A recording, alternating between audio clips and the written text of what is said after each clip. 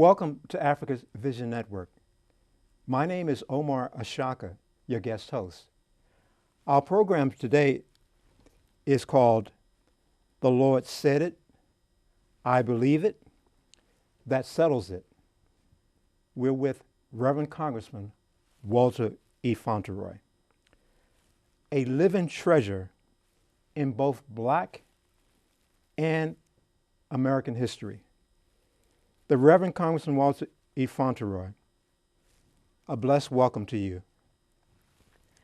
It's truly unbelievable blessing to have you here, Reverend Fauntroy. And I want to start out our conversation by reading one of your favorite scriptures, I believe. Mm-hmm. The Spirit of the Lord God is upon me, because the Lord hath anointed me to preach good tidings unto the meek. He has sent me to bind up the brokenhearted, to proclaim liberty to the captives, and the opening of the prison to them that are bound. Isaiah 61:1. Reverend Fauntroy, share with us, why is that scripture so close to your heart? Well, that scripture is the 61st chapter of the book of Isaiah. And when you read the entire book of Isaiah, a human being finds out everything that he or she is going to encounter in their lives. And so I learned that in my first day as a member of the primary class at New Bethel Baptist Church. My teacher was Sister Elsie B. Piper. In Washington, D.C. In Washington, D.C. And she was a public school teacher of first graders. But on Sunday, she became the church school teacher for 9-year-olds. And when I heard it, I almost immediately understood what my mission in life was and is. Okay. And that is to take care of the least of these, those who have least income, education, health care, housing, and justice. Okay. Now, with that being said, Reverend Fauntroy, it's kind of interesting because I believe you wrote a poem in the 7th grade. And matter of fact, I'd like for you to share that with our audience, if you will, because you would, in the 7th grade, that would have been what year? That was in the year 1943. Okay. Would you please share that with our audience by reading it? I think we have a copy of it, because yes. I think it's very profound. Well, thank you so much, because we are so structured as human beings that in a democracy, you are twice a child and once a man or adult. And that means that in a democracy, the first 18 years of your life, it is your parents' responsibility to see to it that you get 5 things: some income, education, health care, housing, and justice or protection. And all children need that. And accordingly, when I got to elementary school, my parents were taking care of their responsibility, since I didn't know anything, to see that I got education and pay for the food and pay for the health care and pay for the housing and to pay for the protection that I needed. And when you got through the first 6 grades, they would open up for you options for how you're going to spend your life. Because after 6 years in elementary school, you ought to have some idea what you wanted to do. And so in the 7th grade, which was for us junior high school, my junior high school teacher instructed all of us, now you're ready to decide what you're going to do with your life. And I want each of you to write a page to tell us what you want to do with your life. And so I said, I've already decided. And I submitted this. Her question was, what do you want to be when you grow up? And I said, a minister. I hope to be a minister when I become a man, and think that the world will need a lot of ministers in the world to come. I hope to attend Armstrong High School here in Washington. Then I hope to attend Howard University and the School of Religion and study theology. I want to be a minister because not many boys want to be ministers. And the ministers of today will not live forever. Somebody has to be able to preach the gospel to every corner of the earth, and I hope to help. And I signed it Walter Fauntroy, 7B3. That was my class. Well, Reverend Fauntroy, that is so powerful that in the 7th grade you were clear, it was clear in your heart and mind that you wanted to be a minister. I want to ask you this too, because I know time is going to be moving fast. I want to talk and ask you about the loves of your life. And I want to do that early on because I know that the discussion will be moving fast. Your lovely wife, Mrs. Fauntroy, who I had a chance to meet, Mm-hmm. and your son Marvin, and your daughter Melissa, and your grandson.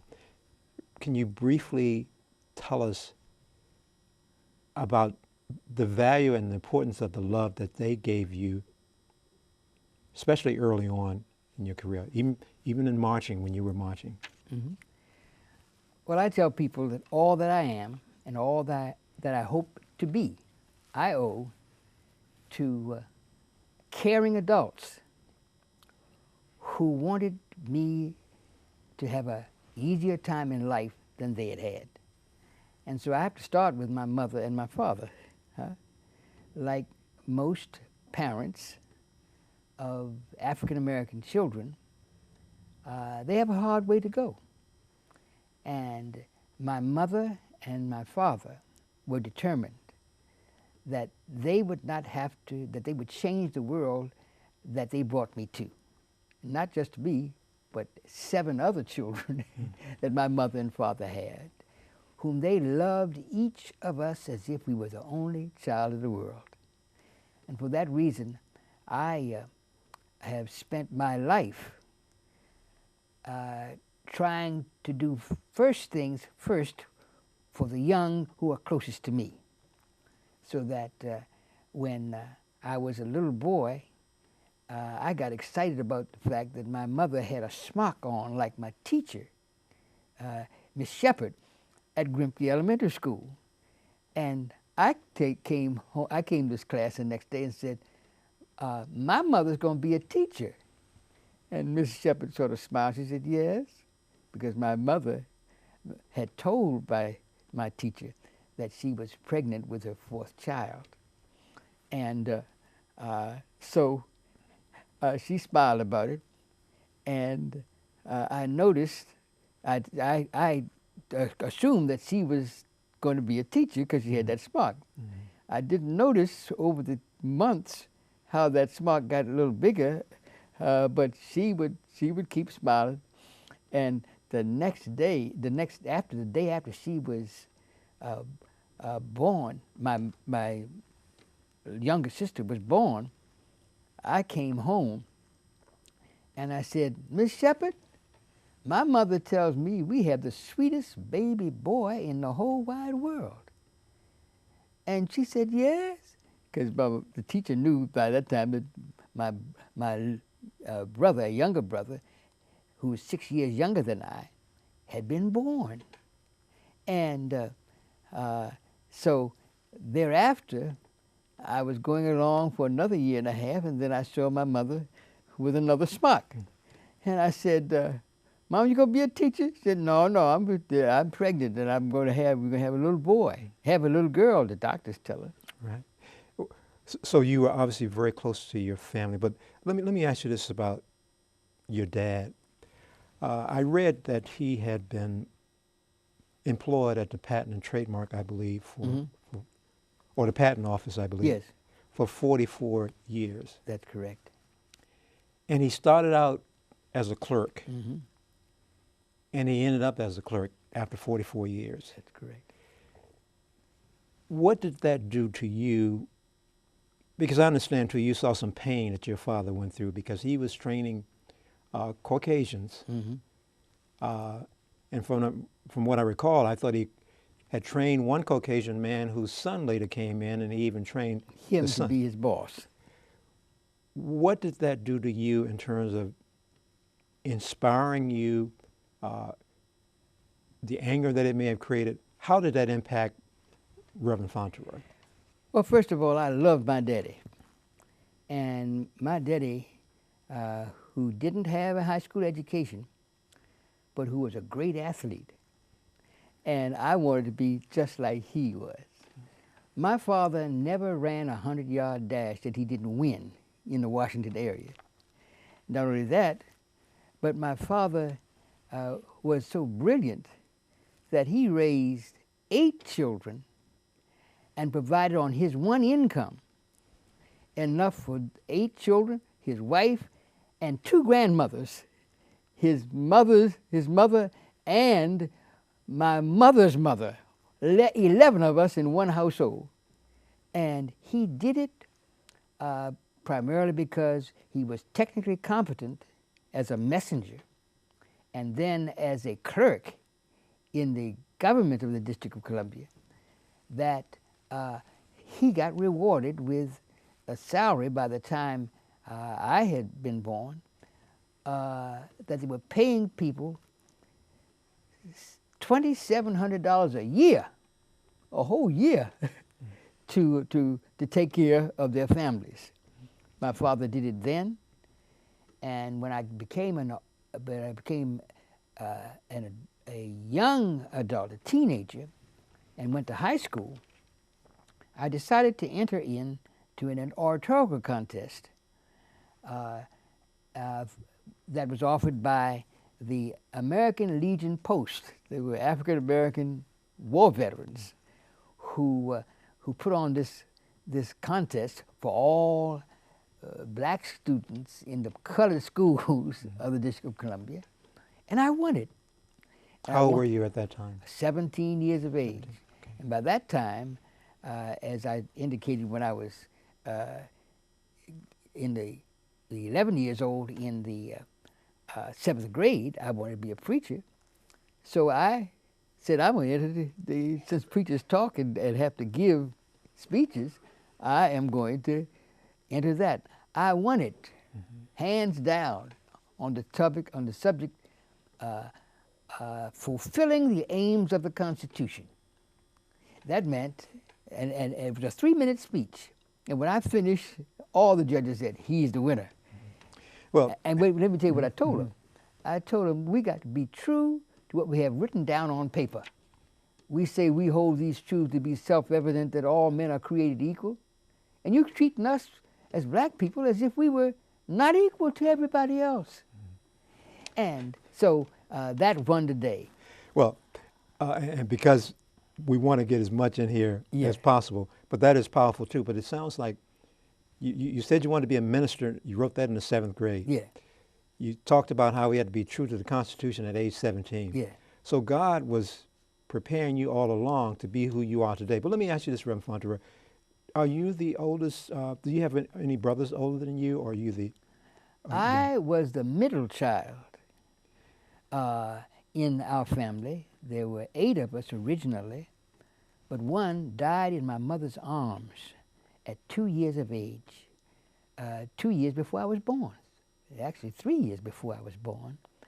And I became sensitive to that when I had come down with what appeared to be tuberculosis at a time when there was an epidemic in the African American community in Washington, D.C. And I saw young people, particularly a wonderful, beautiful young lady across the street from us named Gloria Edmonds, who was at Howard University. Mm-hmm. But she came down with TB and had to go to a place called Glendale to be treated because they isolated anybody who had TB. Had to quit school and go there. And it broke my heart. And it broke my heart because so many other children were coming down with and having to be taken away from the isolated, quarantined. Right. And let me go back to the question. Were you the oldest son or? No, I Okay, was in and the then- middle. I had okay, I had okay. three. I had a sister who was 12 years older than I. I had a brother who was 7 years older than I. That Okay. he is the namesake for my father, William T. Fauntroy Jr. Okay. And I had a sister who was 2 years older than I, but who had had a seizure when she became 3 years old, and it cooked her brain, and she couldn't function well. Well, you've seen a lot, Reverend Fauntroy. Let me move forward with your education. You graduated from Dunbar High School in 1951, but briefly, your church members did not want you to become a heroin addict or a pothead or make unwanted babies. So tell our audience what they did to help you further your education. And we're going to move on to some other questions too, but I want to briefly get that in as Yeah. well. Well, my mother and my Sunday school teacher and my Sunday school superintendent said, little boys, you are not to have sex before you're married, 1. 2, you are to keep yourself physically fit, mentally awake, and morally straight. And I said, that makes sense, huh? Because God gave us 10 commandments, and he expects us to be perfect. In fact, my Sunday school teacher ratified what my mother and father told me when she read for me in the first lesson we had on the Beatitudes, the 5th chapter of the Gospel according to Matthew, where it said, be ye perfect, even as your Father which is in heaven is perfect. And I said, Sister Piper, I said, can a man be perfect? She said, God said it, I believe it, and that settles it. You be perfect. Well, Reverend Fauntroy, as a young person by chance, today they call smart and very intelligent people and genius-like people, they call them geeks. Were you considered to be different among your peers? Not really, because Sister Piper and my mother say you must be humble, huh? Humility is what, so that you are much brighter, because I was going through my classes, than your sister, Doris Ann. But that's your sister. And you ought to help her because she can't perform as well as you. As a result, my sister stayed back 2 times. That is, she failed two years to pass till she was in the class with me. And because she was in the class with me, and they organized the class around your last name, we always sat together. They would say, Doris Fauntroy, Walter Fauntroy, and then they go on to the G's and the H's and the R's and all up. And so my sister and I were always together until she graduated from elementary school, and I went to Garnet-Patterson, and she went to Armstrong. Okay. So, Reverend Fauntroy, you were always humble about your sharpness and your smarts. But let's move on to when you went to Virginia Union, because that was a very important period of time for you. Was Y.T. Walker, but also I want to fast forward. I believe Y.T. Walker, was he the dean at the school?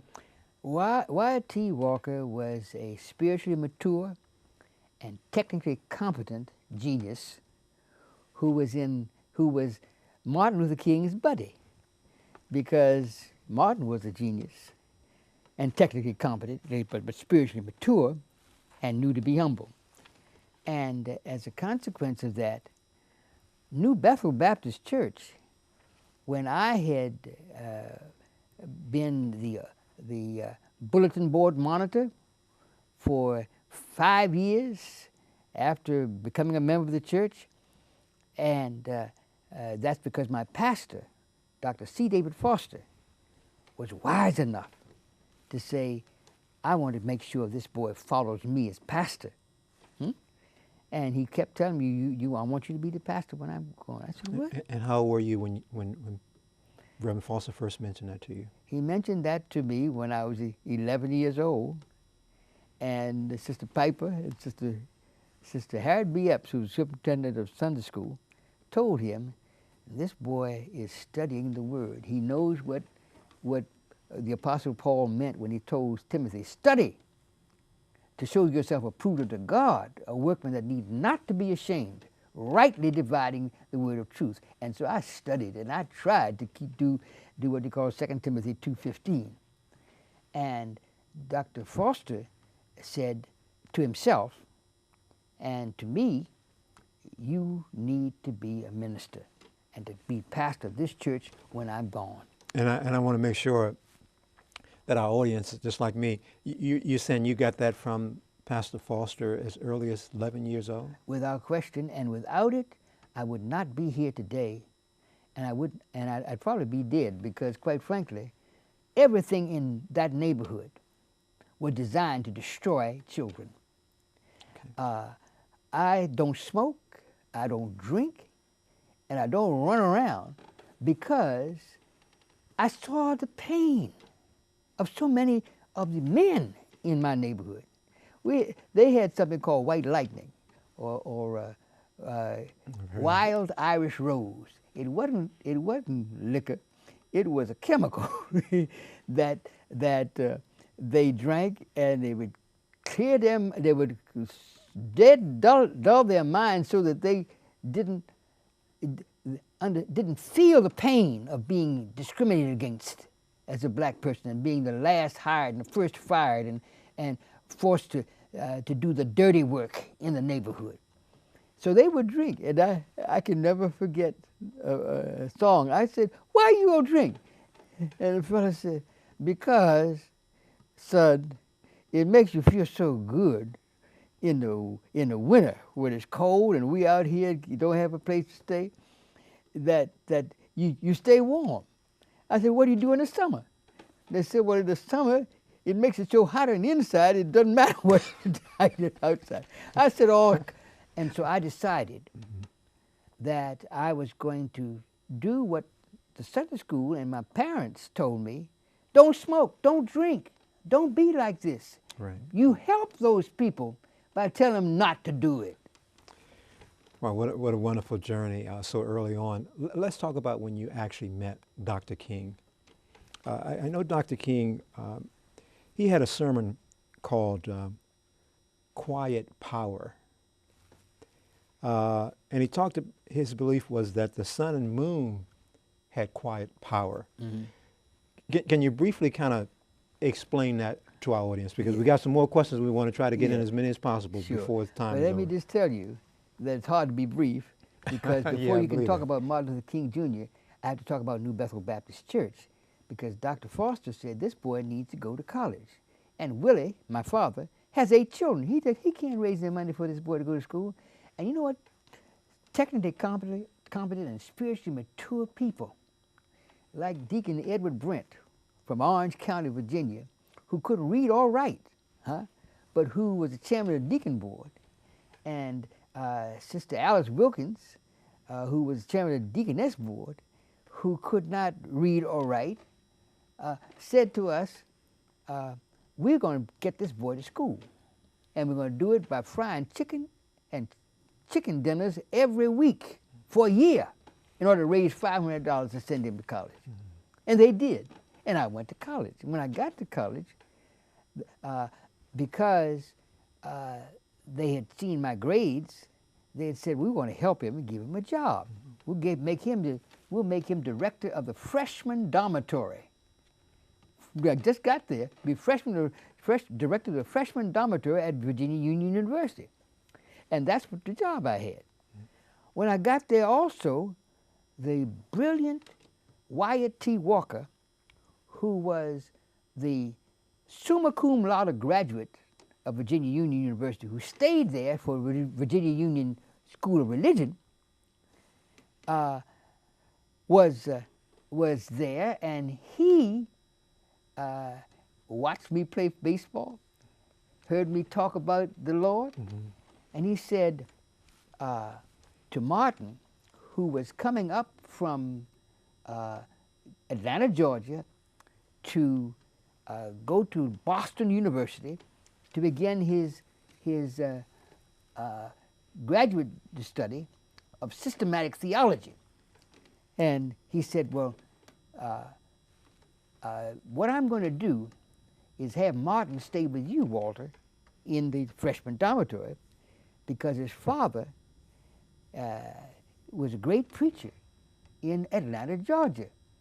And he told his son if he could get through high school without making somebody pregnant, if he could get through high school and score good and study to show himself approved unto the teachers and to him, that he was going to do God's work, he would buy him a car so he could drive all the way from Atlanta to Washington to Boston and stay at black colleges so he wouldn't have to go to the back of the bus or go around the corner to get, because the law was if you were black you couldn't eat in a restaurant.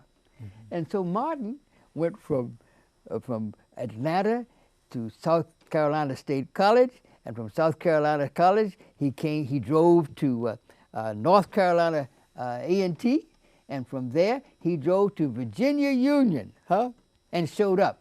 And when he showed up, I was excited because Wyatt had told me his father was a preacher and was a great preacher from the South. I said, well, I want to meet this fella. Right. He came in, and when he arrived about 9 o'clock. And we talked until 5 a.m. the next morning about what we want to do with our lives. Well, and Martin told me that he wanted to be a nonviolent leader to save the nation from black people in America from racial segregation and 4 white only signs and all of that. And I said, that's what I want to do too. And so we bound together. So once again, God laid out a path for you to connect with the right person. Yes, he did. And my apologies for trying to move fast, but I mean, you're such a treasure. Just so much I want to try to get out to our audience. Can you explain to us briefly, how did you feel on April 4th, 1968, when Dr. King was killed, assassinated? Well, I was devastated. I was really devastated, and I didn't recover for 3 months. And that's because of 3 things that had happened between the time that he came and we bounded together in a pact to work together to get those 4 white only signs down. The first was that after we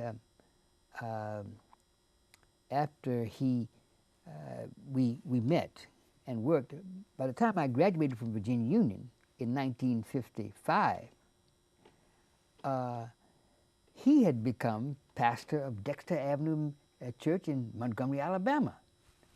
And they had led a nonviolent bus boycott in Montgomery, where he told people, when the history of the 20th century is written, they'll have to report that there lived in Birmingham, Alabama, a black people, a great people, who injected new meaning into the veins of civilization, nonviolent love.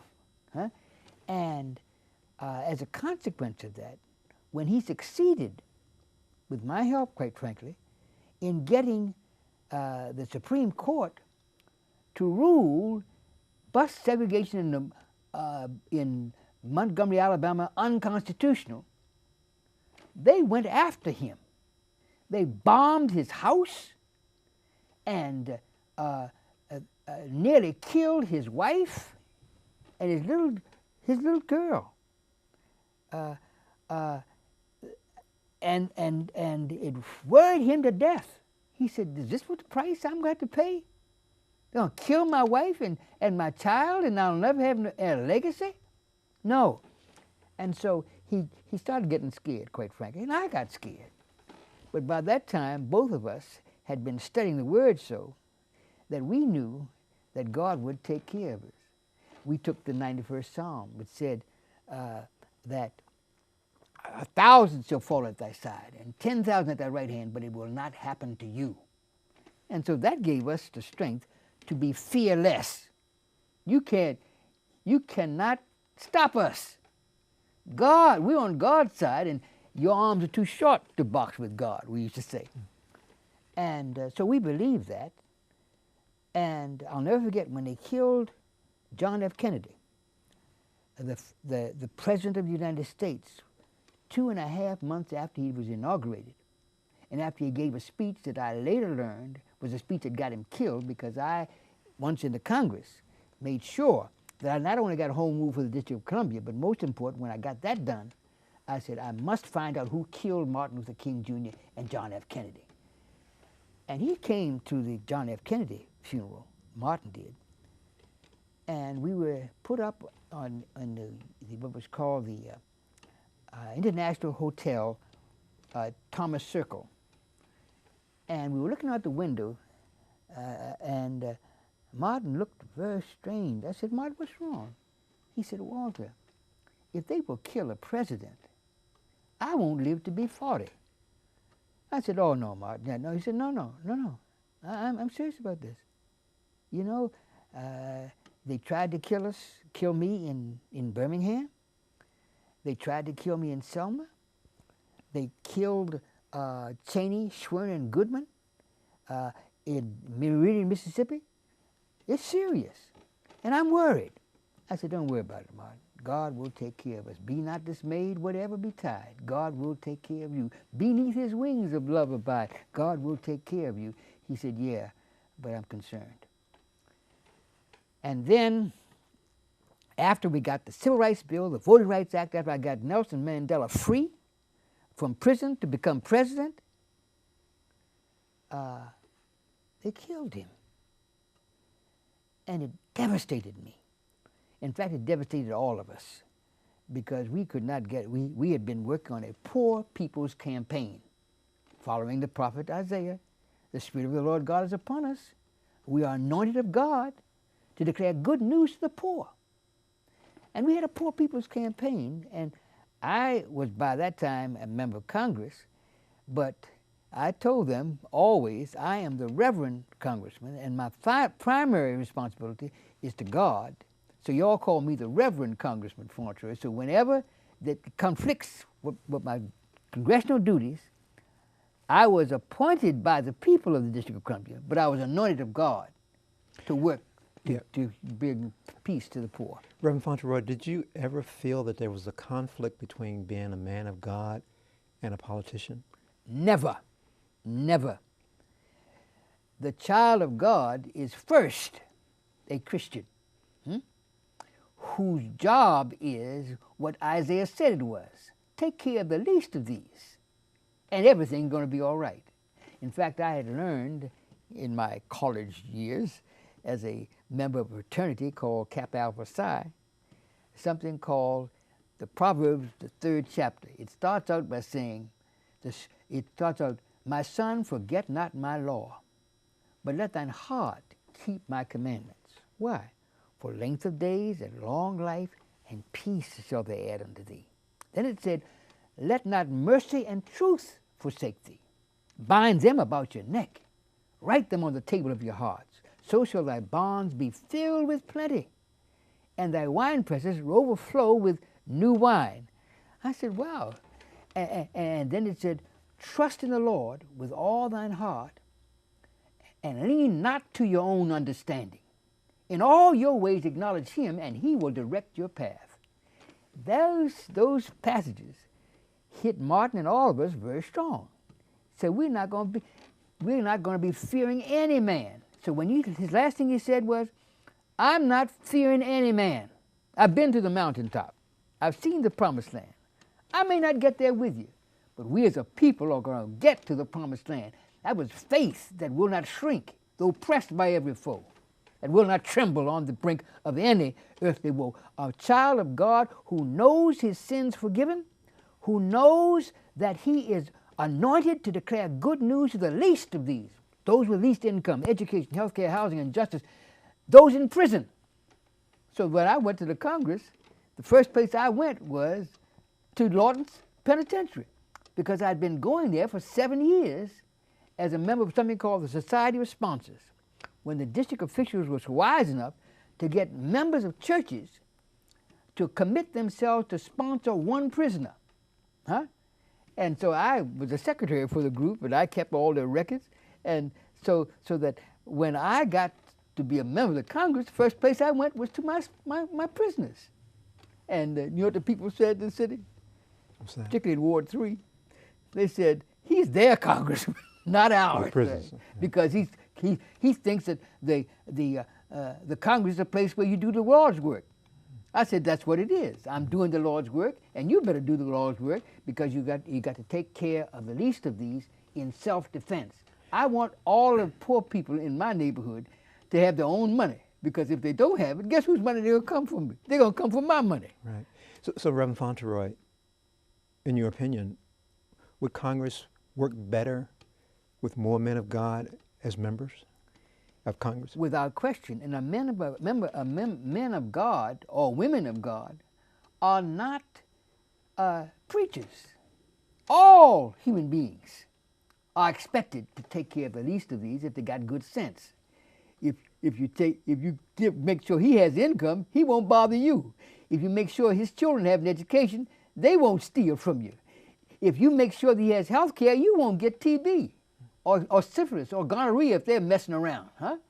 If you see to it that he has a place to live, he won't break into your house when it gets cold, because he'll have his own. And most important, if you see that he gets justice, so he gets protected from people who will take advantage of him, he'll be living on a mountain underneath a cloudless sky. So giving him justice. Let me ask you this, because time is really moving on. We had another friend of yours on the show, the late Marion Barry. Yeah. And then there's some who kind of, maybe even with you, it was described as from triumph to tragedy. And you know, sometimes the media can come into play. They can paint this negative picture. What was that experience like for you, in particular when the late Marion Barry was captured on film doing drugs? Because that was something you wanted to avoid as a young person. That's true. So, briefly, what were your thoughts when that happened? Well, I had a strong relationship with Marion Barry, because here was this fellow from Itty Bena, Mississippi, who was a member of something called SNCC, the Student Nonviolent Coordinating Committee. And I loved the nonviolent part, because they believed in nonviolence. And he came to Washington when I became pastor of the church. And I lobbied with him, the Congress of the United States, since I was pastor of the church and on my civil rights mission. And so I took a liking to him, and I said, Marion, I want to support you because you want to help the children. He had a group called escapes me right now. But Pride? Pride. Right. Pride, which is the most important thing that anybody can have. Pride in the fact that I'm a man, I'm a woman of God, I'm doing to help the least of these. And I love that. And so I sort of took him under my wing, and when I won the seat in the Congress and got home rule for the District of Columbia, I said, I need spiritually mature and technically competent people in the local government. And so I said, I want you to be the head of the school board in the District of Columbia. And I supported him, and he won. Mm-hmm. And he became the spokesman for the children, the young people who were on drugs, who was lying, who was stealing and going to jail. Because I kept going down to Lord, because I'd seen kids in the neighborhood there whose fathers had them and wouldn't take care of them and left them to make it on their own, and they all ended up in prison. So I was very upset when Marion, you ought to be the example, and you're using drugs. and you are engaged in miscegenation, if I may use the term. Don't do that. It hurt me. Well, And I was embarrassed, but I had the love of God in me, which told me that all of us are sinners. Every man born of a woman of every race, creed, and color, given an opportunity, will steal and lie and cheat and commit adultery. Huh? All of us are sinners. But we're all saved by grace if we confess our sins and change our ways. well, Reverend Fauntroy, this might be a good time for me to briefly talk about your 5-year experience outside of America. Yeah. Because I know when this show is on the air, as you were discussing Marion Barry, I can see the people, hear the people saying, well, wait a minute now. Reverend Fauntroy, some may say disappeared, some may say left your family. But this is an opportunity. Again, I want you to, if you can, and I know it's hard when I'm communicating with Reverend Fauntroy to have things brief, but we want to try to get in a little bit more information. But let me hear in your words, in terms of what you want to share with us, what that period was like. And so we don't have to rely on what the media had to say. Okay. First of all, I had retired from the Congress in 1991 after I'd been in the Congress for 20 years. And in those 20 years, particularly the last 10 years, I was in a senior position in the Congress of the United States that enabled me to become an expert on several things. First, I'm an expert on the Word. I studied since I was 9 years old, the Word of God. And I studied it so well that when I got to Yale and they gave me an examination, I, for the first time, scored 100% on everything that they asked me. And that's when they decided we better not let him go be a pastor in a inner city church because he will wreck our thing. And so having done that, when I got to be the member of the Congress, I then parlayed my role into 3 other areas where I became expert.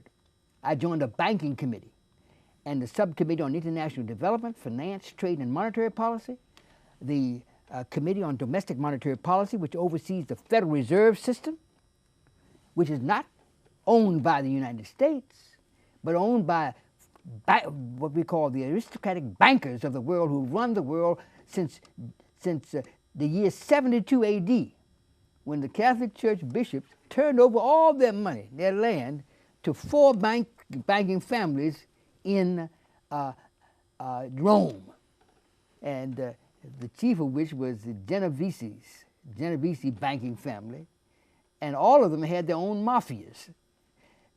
We know the mafia because of a fellow by the name of Marlon Brando, who played the Godfather. And his job was to secure and enforce the will of the bankers. Reverend Fauntroy, I just got a cue that we only have about 13 minutes, but I want to ask you this. You talked about these folks who run the banking world, because there are a lot of Americans who think it might be the Gettys, they might think it's the Rockefellers, they might even think it's the Trump family. So, I know briefly, precisely who they are. I know them by name. I know them by name because once I got in the senior position, I got the Congress to give me a committee to investigate the assassinations of Dr. King and President John F. Kennedy. And I know who did it. They forced us to put away the results of it for 50 years because people in high places were involved in that. I know who they are. So how does this tie into your 5-year period, your 5-year absence in America? Yes. And we run out of time, so I want to try to give you a chance. So the point was that when I retired, I got out to save my wife and my family because they had tried to kill me here by staging a fight between the 7th and R gang and the 7th and S gang among black young people who were doing the will of the mafia. in moving drugs through our communities. In my last year as pastor of church in 1990 was one where I had to bury 12 young men, members of the neighborhood around and members of my church, and one of them was my own nephew, gunned down, killing one another. And they staged a fight outside my church window where I sat, so I wanted to see everything was going on in the neighborhood. And they were shooting at one another, but somehow one shot came 5 feet from my head.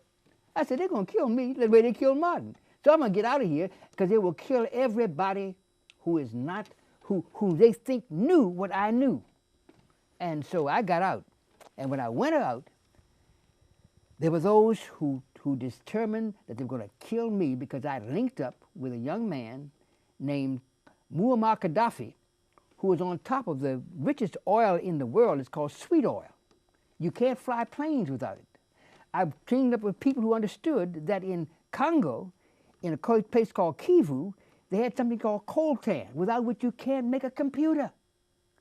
All communications. So I went and organized. Went to organize there, and they ordered me killed. But the people whom I organized, now on 7 continents, who are waiting for what God's going to do for us beginning in the month of May, provide us all the money we need to take care of 780 million poor people who are desperately in need of income. So just to be clear, you left because you wanted to protect your family. That's correct. Yeah. Well, and to organize people to do the work around the world, and I've done it. Right. It took me 5 years, and they took from me $500,000 of my money. Wouldn't let, because the bankers controlled everything, and they wouldn't let my money go to my family. Couldn't communicate with them. When they decided, they cut me off. I sent emails to everybody, but none of them got it. And so when they asked me, where's your husband? My wife was so beautiful. She said, I don't know where he is, but I know this, he's doing God's work, and he's coming back, and he's going to be all right. You know one thing? When I got back, the first thing I did was to hug my wife and say, thank you for being the hero of all Muslim men in the world who said, we want a wife like that. Yeah, and I want to add, having met Mrs. Fauntroy, she is such a beautiful lady, and kudos to her. Reverend Fauntroy, I mean, I'm just so apologetic that we can't talk much longer. But I'm curious, how do you, first of all, you talked about this staging of blacks killing one another. Briefly, is that what's going on now in America, in your opinion? Satan's job is to steal, kill, and destroy by turning us on one another instead of to one another. They do that by having Shia and Sunnis kill one another among the Muslims. We're having so-called Muslim leaders kill Christian leaders in Africa, huh?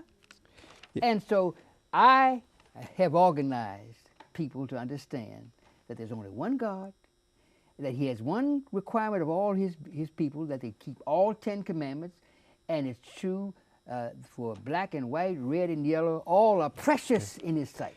I just got a cue for about 3 minutes, but I do want to add this too, because I believe there are a lot of things people don't know about you, Reverend Fauntroy.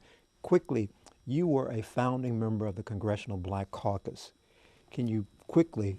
Very quickly, I organized the caucus in 146 congressional districts to seize control of the Congress of the United States and to get the Civil Rights Bill passed, the Voting Rights Act passed, and to get a bill sanctioning South Africa as a result of my demand as the chairman of the committee that you free Nelson Mandela, that you have an election there with 50 million blacks who have been denied the right by apartheid to vote, and that you have them have an election. And he got elected. He went from prison to prison, from prison to presidency.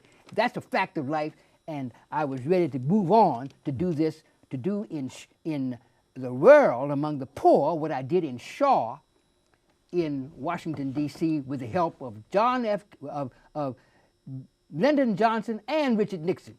both of whom came out to shore and gave me $29 million to be able to translate, give people who had paid for their houses 3 times in 30 years to own them. And I'm glad you mentioned the Shaw development in Washington, D.C., because that is important, because I think that's something else a lot of people don't know, just how instrumental you were.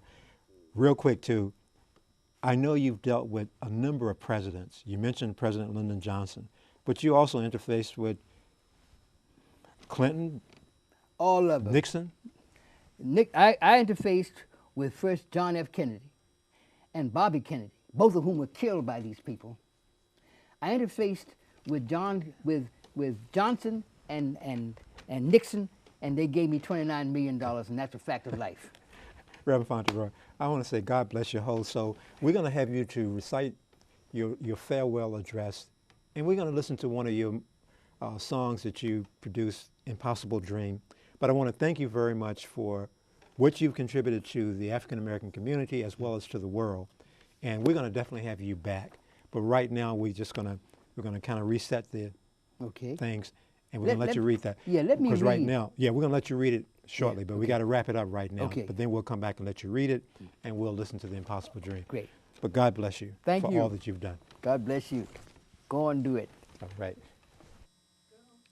Reverend Fauntroy, thank you for that mental high with all that rich history that you shared with us. One of the things I want you to do is to read your farewell worship poem.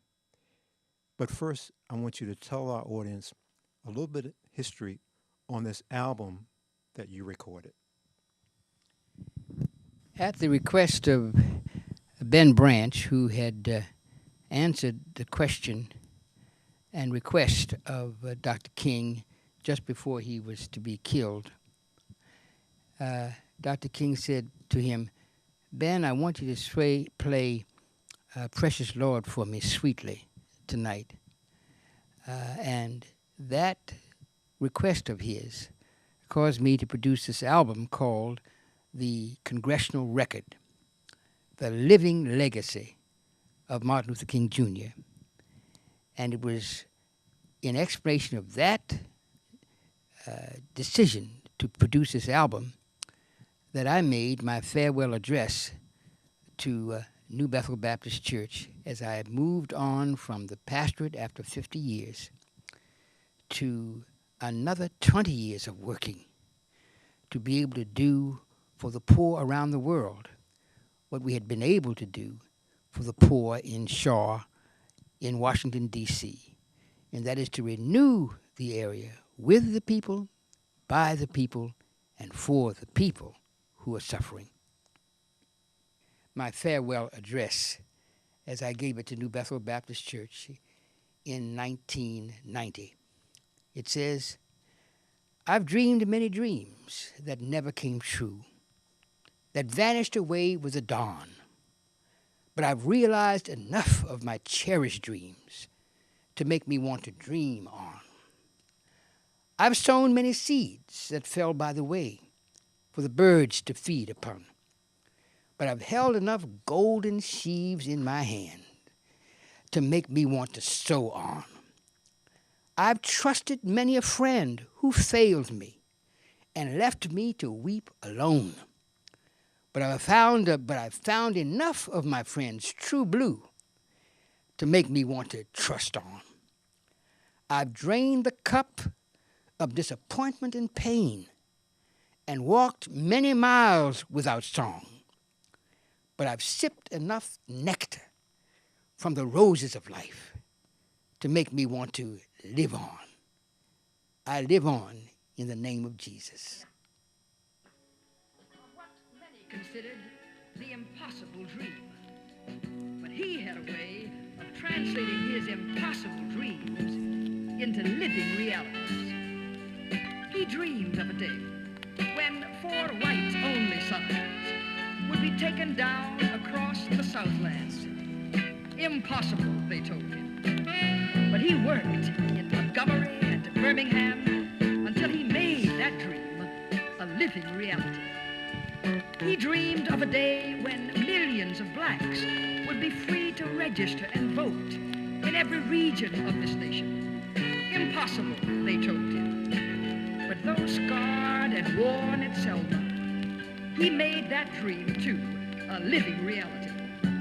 And now, from the mountaintop today, he beckons us to go on to make of our impossible dreams living realities. He bids us to go on. To dream the impossible dream. To fight the unbeatable foe.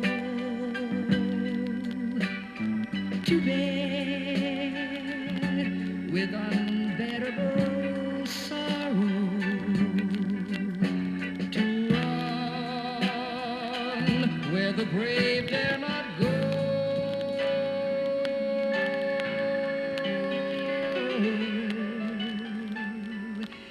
And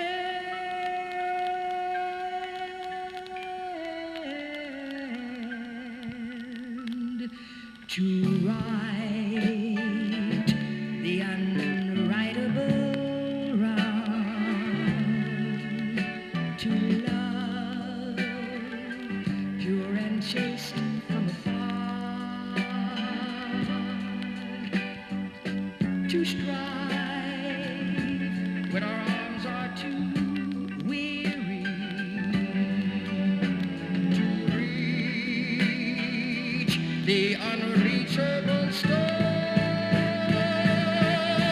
This is my quest, to follow that star, no matter how hopeless, no matter how far, to fight for the right without question or pause, to be willing to march into hell for a heavenly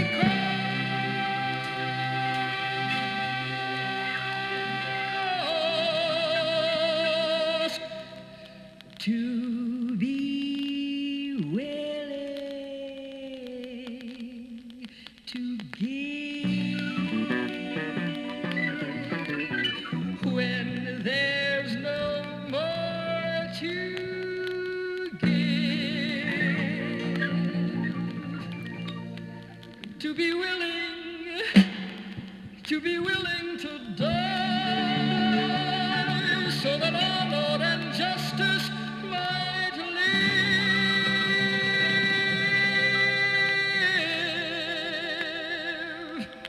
And I know if I'll only be true to this glorious quest,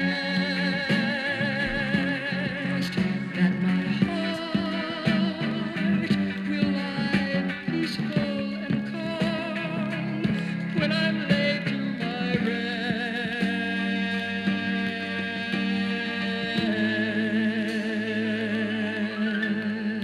rest. And the world will be